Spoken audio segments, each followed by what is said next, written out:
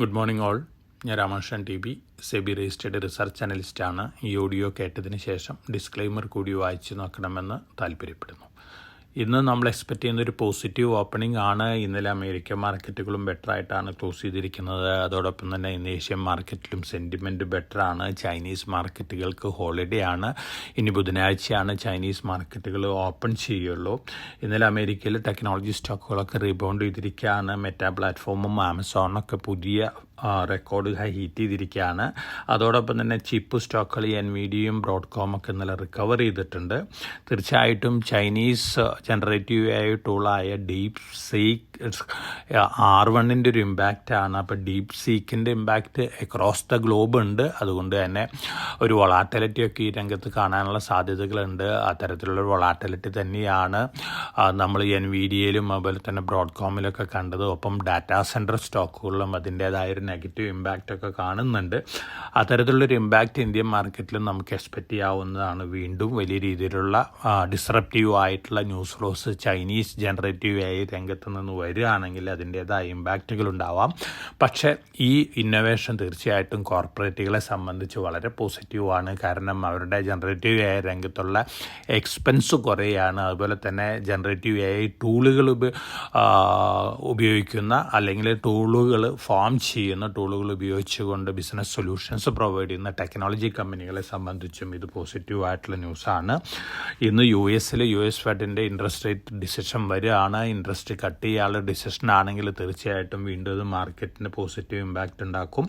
ഒപ്പം മാഗ്നിഫിസൻറ്റ് 7 കമ്പനികളിലെ 3 കമ്പനികളുടെ റിസൾട്ട് ഇന്ന് പുറത്തു വരുന്നുണ്ട്. മൈക്രോസോഫ്റ്റ് ഉണ്ട്, അതുപോലെ തന്നെ ടെസ്ലയൊക്കെ ഉണ്ട്. ആ റിസൾട്ടുകൾക്കനുസരിച്ചുള്ളൊരു ഇമ്പാക്റ്റ് അതാത് സ്റ്റോക്കുകളിലുണ്ടാവാം. ഇന്നലെ യൂറോപ്യൻ മാർക്കറ്റുകൾ നോക്കുകയാണെങ്കിൽ മെജോറിറ്റി ബെറ്റർ ആയിട്ടാണ് ക്ലോസ് ചെയ്തിരിക്കുന്നത്. ഇന്ത്യൻ മാർക്കറ്റും ഇന്നലെ ബെറ്റർ ആയിരുന്നു.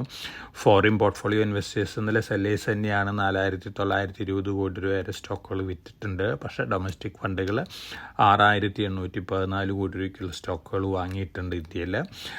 കമോഡിറ്റി നോക്കുകയാണെങ്കിൽ ഗോൾഡ് വീണ്ടും ഇൻ്റർനാഷണൽ മാർക്കറ്റിൽ മുന്നേറുകയാണ്. ഇന്ന് മോർണിംഗിൽ $2,801 പെർ ഔൺസ് ആണ് ഏപ്രിൽ ഫ്യൂച്ചേഴ്സ് ട്രേഡ് ചെയ്യുന്നത്.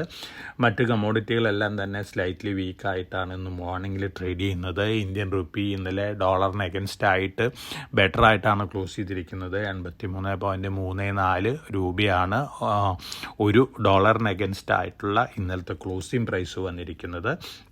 ഇന്ത്യയിൽ നമ്മൾ stock specific and news flows നോക്കുകയാണെങ്കിൽ Q3 റിസൾട്ടുകൾ വന്നുകൊണ്ടിരിക്കുന്നത് മിക്സഡ് ആണ്. മെജോറിറ്റി ബിലോ എക്സ്പെക്റ്റേഷൻസ് ആണ്. എന്നിരുന്നാലും പല കമ്പനികളും better than expectations result post ചെയ്യുന്നുണ്ട്. അത്തരത്തിലുള്ള കമ്പനികളിൽ ഒരു പോസിറ്റീവ് റിയാക്ഷൻ കണ്ടേക്കാം.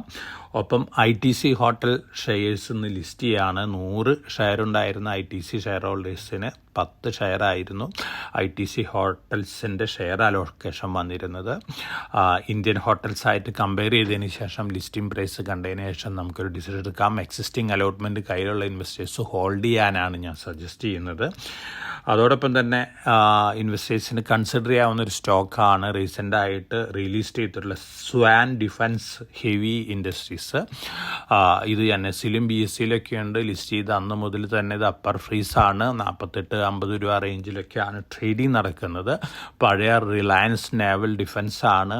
ഈ കമ്പനിയുടെ അണ്ടറിലാണ് ഇന്ത്യയിലത്തെ ഏറ്റവും വലിയ ഡ്രൈ ഡോക്കുള്ളത്, ഷിപ്പ് ബിൽഡിംഗ് ഡ്രൈ ഡോക്കുള്ളത്.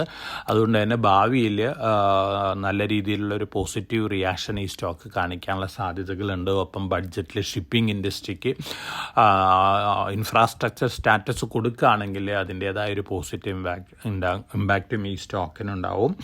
അപ്പോൾ തീർച്ചയായിട്ടും ഒരു റിസ്ക് എടുത്ത് ലോങ് ടേമിലേക്ക് ഇൻവെസ്റ്റ് ചെയ്യുന്ന ഇൻവെസ്റ്റേഴ്സിന് കൺസിഡർ ചെയ്യാവുന്ന ഒരു സ്റ്റോക്കാണ് സ്വാൻ ഡിഫൻസ്.